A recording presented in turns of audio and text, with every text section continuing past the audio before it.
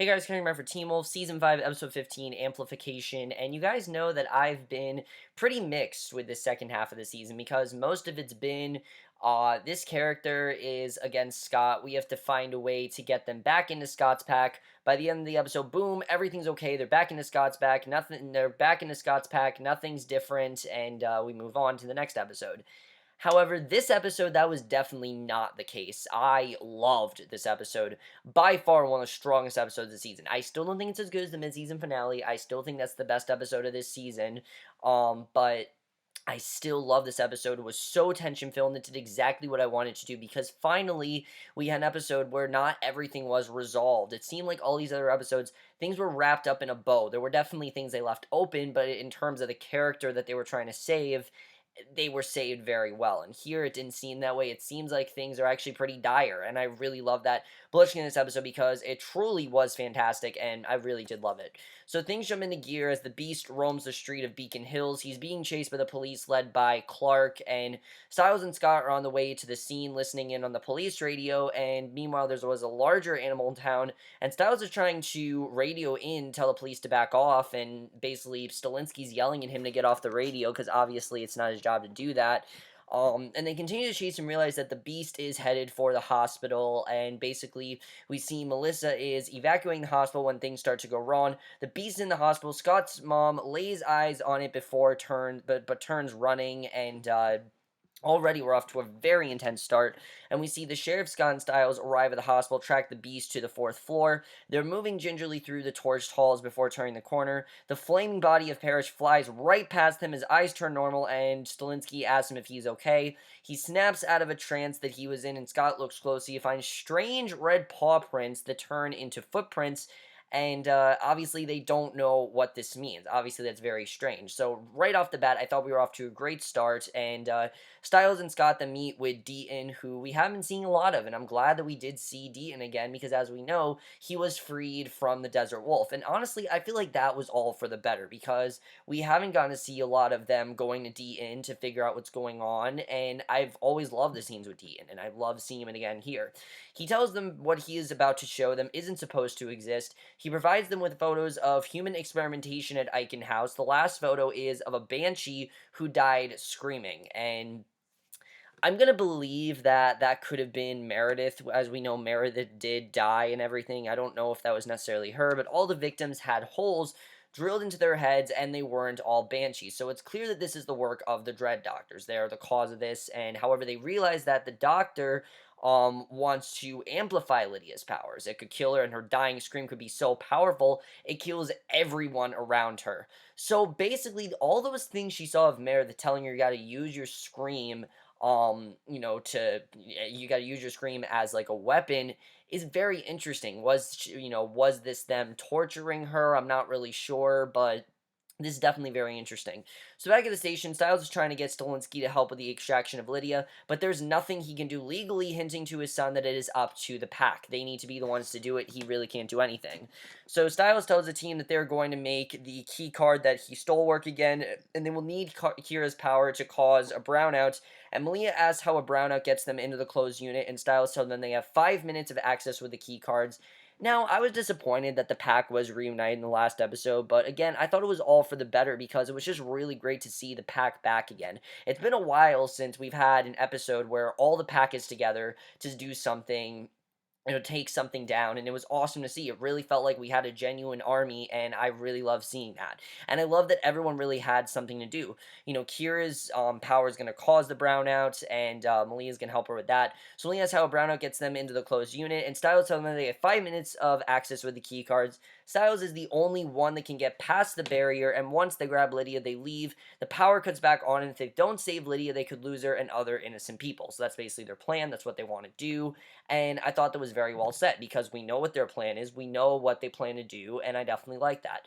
So Valack shows the assistant the mask he used on victims, and it looks like the same mask that the Dread Doctors wore, and he tells her to close the door, tries it on her, she screams in pain, collapses to the ground, and we don't really know what this mask does to you. All we know is that the Dread Doctors have them, and it's clear that Valack is working with the Dread Doctors. So this is very interesting. Why she collapsed, we don't really know, and I like the genuine mystery.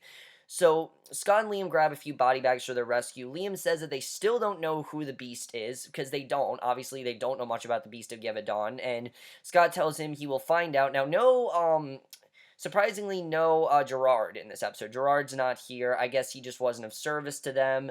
But that definitely is going to make up in 2 episodes when Gerard tells them the story of the first ever Alpha, I believe. We're going to find out. So Scott's mom also threatens to put Liam in a body bag if he tries to kill Scott again. And I like Melissa's concern here because obviously this is someone that tried to kill her son. And obviously I think she should be concerned. She raised a good question by asking them how they know that the Beast is a man, because it could be a woman for all they know. And that definitely is a good question because we don't know who the Beast really is. We don't know why the Beast is after them, and I like finding that out because obviously there's a lot that we don't know about the Beast. We don't know how powerful it is. It doesn't even seem that Theo knows how powerful it is. All we know is that the Dread Doctors are definitely working with the Beast, and I think the Beast has really been the main villain this entire time. The Beast has really been the one that's been working with the Dread Doctors. It's been Theo, but it seems like Theo's kind of strayed away. Like, he kind of has his own plan. So we'll get into that, though.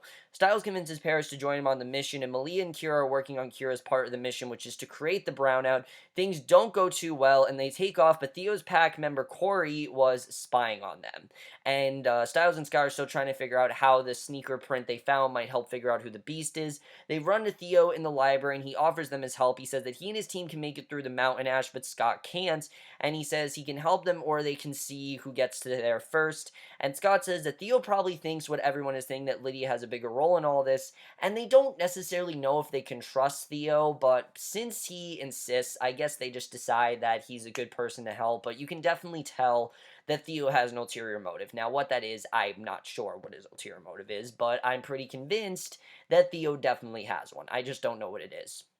So Stilinski's trying to convince Lydia's mom to let her out of Eichan House. Obviously, as we know, last week, Styles tried to get her out. Natalie said to not, and Stilinski's trying to tell her why. And she tells him this story about her mother and says that the moments happen for everyone. And basically, the sheriff presents her with photos from the past victims of Eichan House in hopes to get her to believe in the supernatural, because obviously she doesn't believe in these things. She doesn't believe in werewolves and things like that. And obviously, he's trying to get her to believe, and I like seeing that here.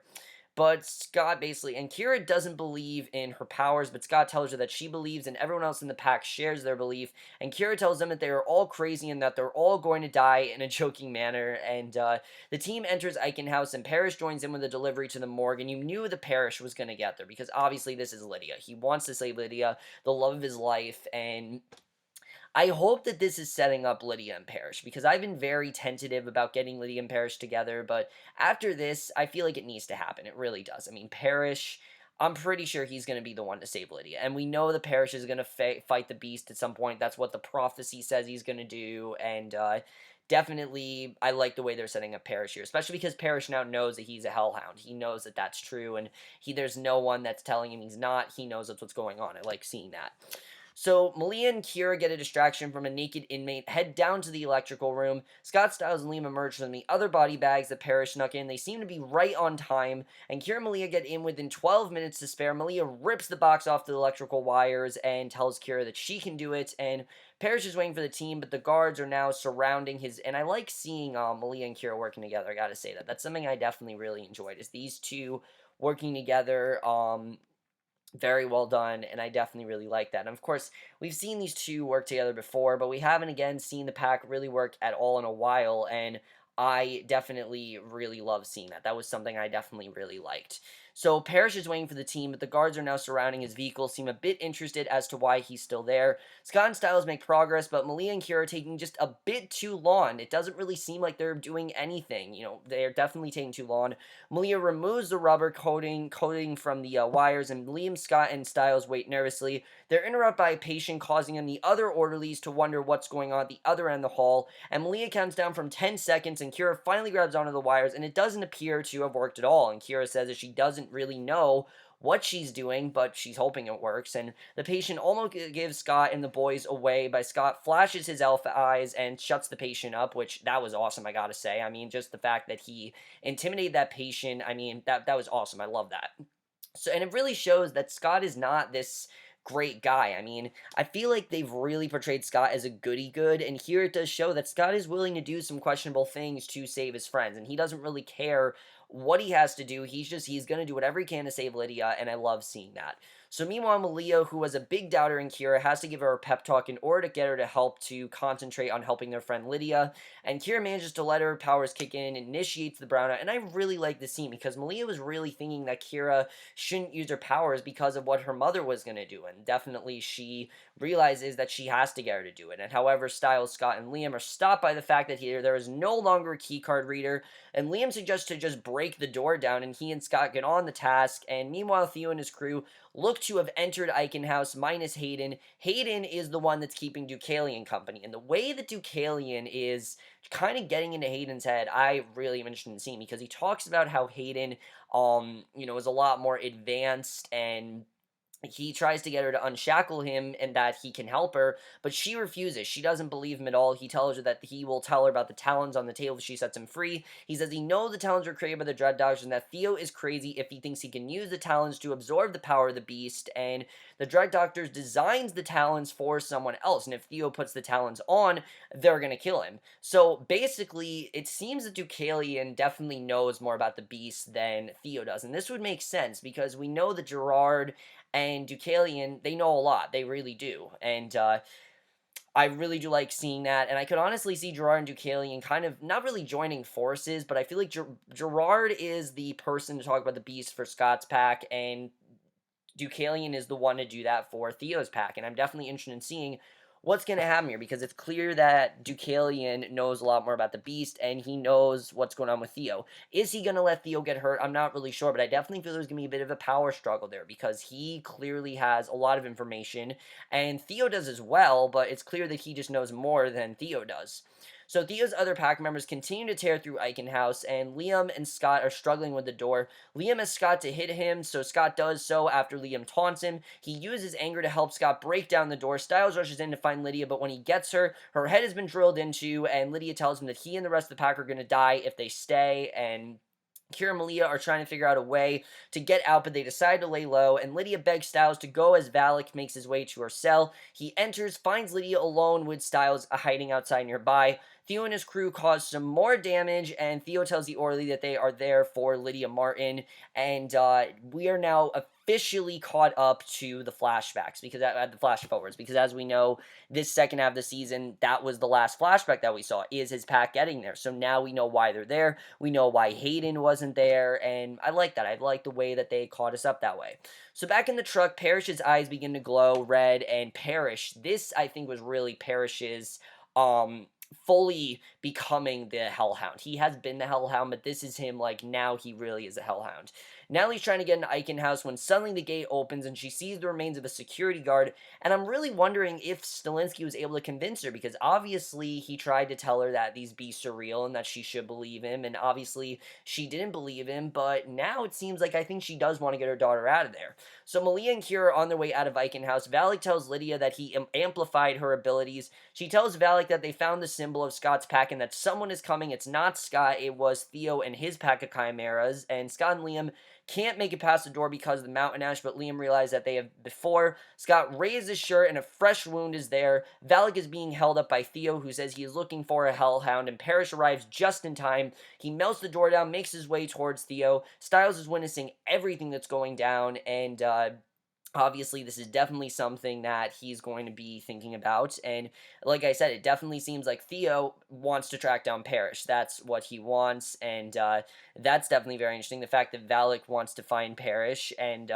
basically, Styles is witnessing everything. Kira and Malia are locked down before they can escape, and Natalie also winds up in it, so now everyone is trapped in Eichan House. Scott and Liam are being attacked by the security guards who continually beat and electrocute them. Scott finally roars in and emites an immense sense of power that the rest of his pack feels. He and Liam overpower the guards, and he tells Liam that they're getting Lydia out of Eichan House, and that's how this episode ends. So this very much was just a part one of a much larger story that we're definitely going to get next week, but I really love this episode for the most part because nothing's resolved. Nothing's resolved. There's still things to resolve, and I really love that. Let's talk about what's going on with Deucallion, because obviously he knows a lot more about the beast than Theo does. Is he really going to let Theo put on the talons. I think he honestly is going to let him because he doesn't want Theo to, he's not gonna tell Theo, oh, you shouldn't do this, because Theo thinks he knows what he's doing when it's clear that he doesn't. Deucallion definitely knows a lot more about this beast than I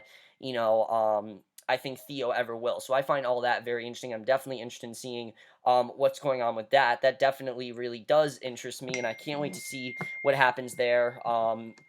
Definitely, it's going to be very interesting, and basically, I'm definitely interested in seeing what's going on there. But let's talk about the beast. What is the beast? Who's the beast? What's the origin of the beast? We don't really know right now. That definitely is very interesting. Parrish, I really do feel that Parrish is gonna be the one to save Lydia. We'll have to see what happens there. As we know, Lydia is, I think, gonna be saved next week. I'm gonna say that right now. Lydia will definitely be saved. That's gonna happen. I know that's gonna happen, and we'll have to see what ends up happening there. But definitely, I know Lydia's probably gonna be saved, and what is Valack's plan, though? Valack seems to have a much larger plan, and we don't really know what that is yet, so I'm very interested in that. The reason this review is kind of short, guys, is because it's just part one. This isn't the whole episode. I feel like this is just part one of a larger story, but I overall really did love this episode. A huge improvement over the past several episodes. Definitely really did enjoy this one. I thought this was a really awesome episode, I have to say. Let me know what you guys saw this episode. We'll see you guys in my next video, which will be my review for Legends of Tomorrow, and I'll see you guys for that. Okay, bye.